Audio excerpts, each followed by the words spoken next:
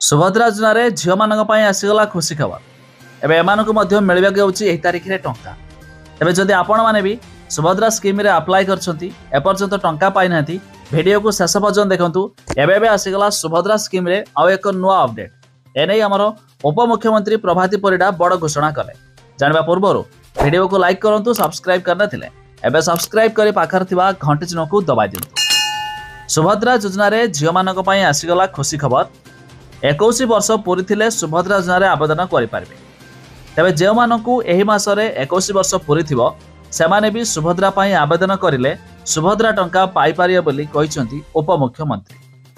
अन्यपक्षे 15 दिन भितर सुभद्रा रिजेक्शन जांच हो जोटी अधिक सुभद्रा फॉर्म रिजेक्ट होती से स्थान को अधिक गुरुत्व दिज्व मालकानगिरी गजपति कोरापुट रे अधिक रिजेक्शन होती तेज आसंता काली अर्थात शुक्रवार मालकानगिरी रे जांच आरंभ बोली उपमुख्यमंत्री कहते।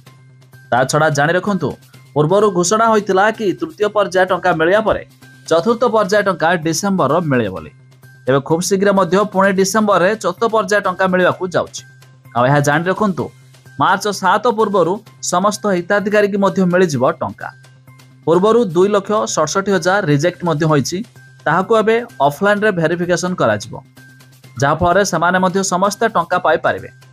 यह छड़ा मार्च 8 तारिख में द्वितीय किस्तिर टंका मिल अर्थात जो मैंने 5,000 पाई सारी से द्वितीय किस्तिर टंका भी पाइबे।